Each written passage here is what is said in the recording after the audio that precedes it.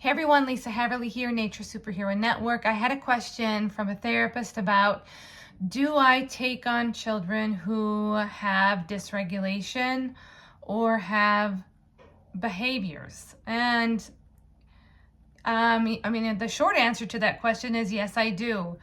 I think there are certain scenarios where a child might be better served indoors, but I make that determination through a pretty thorough conversation with the family.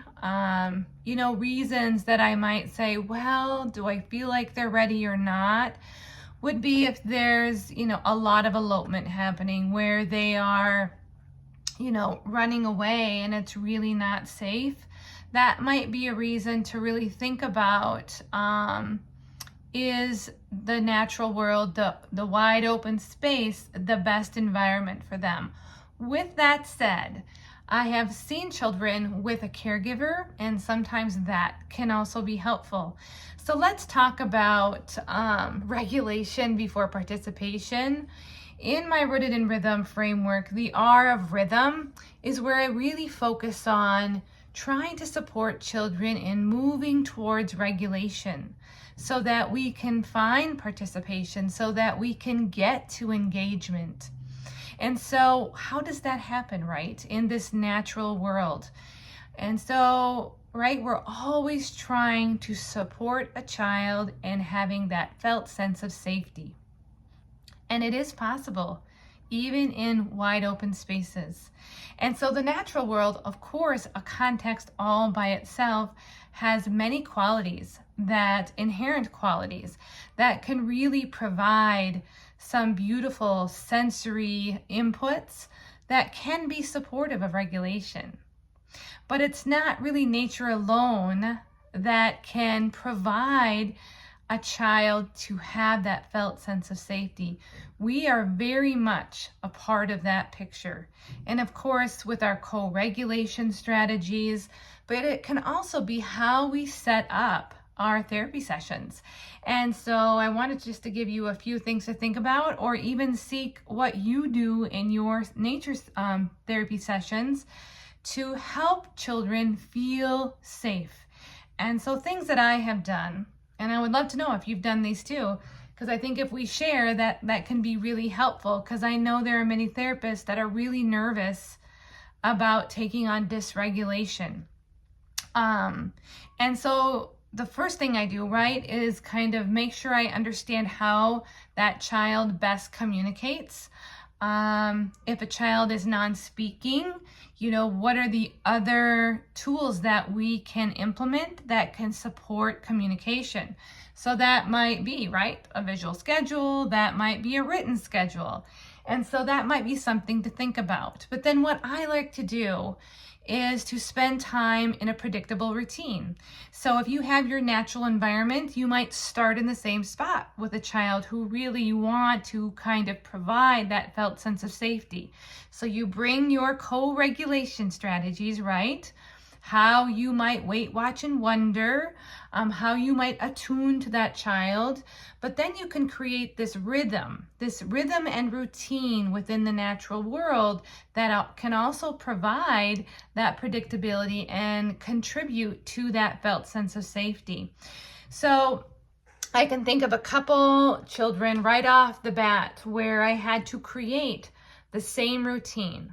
We move through the natural world with the same rhythm, okay? And the start of the session and the end of the session are often exactly the same.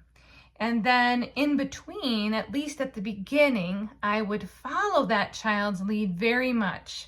We're exploring together. I'm curious right along with that child. I'm commenting, maybe I'm narrating. But really just like, what are they seeking from an interest standpoint? And that is where we start.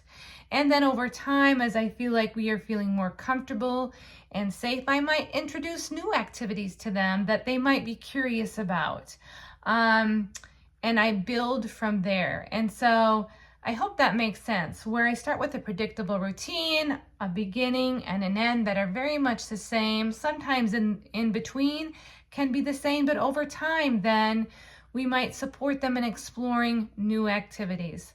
I have found that to be very successful.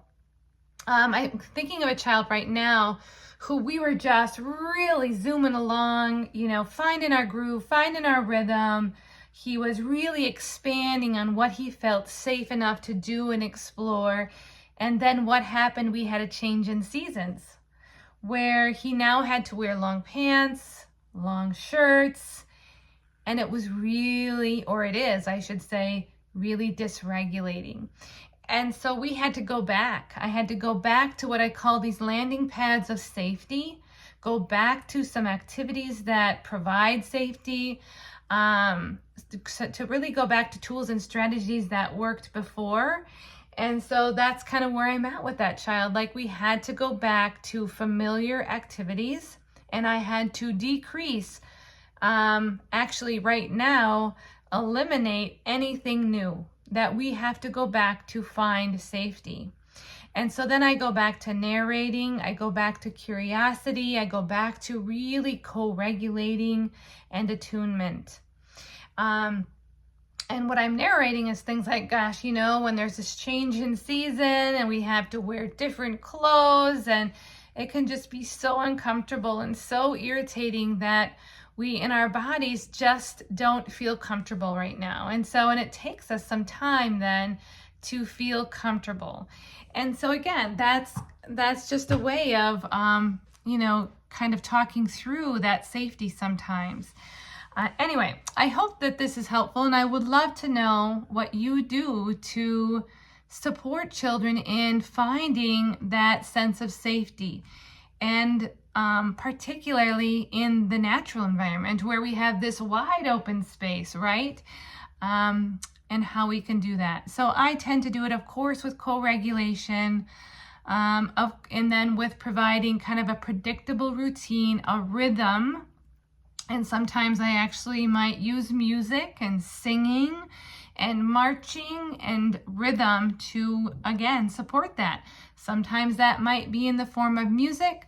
Sometimes that might be in the form of let's march, let's walk, let's take a walk through nature. Finding what those rhythmic movements might be that can also bring in regulation. And so that is where I have found great success in thinking through helping a child find a felt sense of safety. Would love your thoughts and comments below. I do hope to one day see you down the road. I hope everybody's doing well. Happy fall and happy Thanksgiving. Bye, everybody.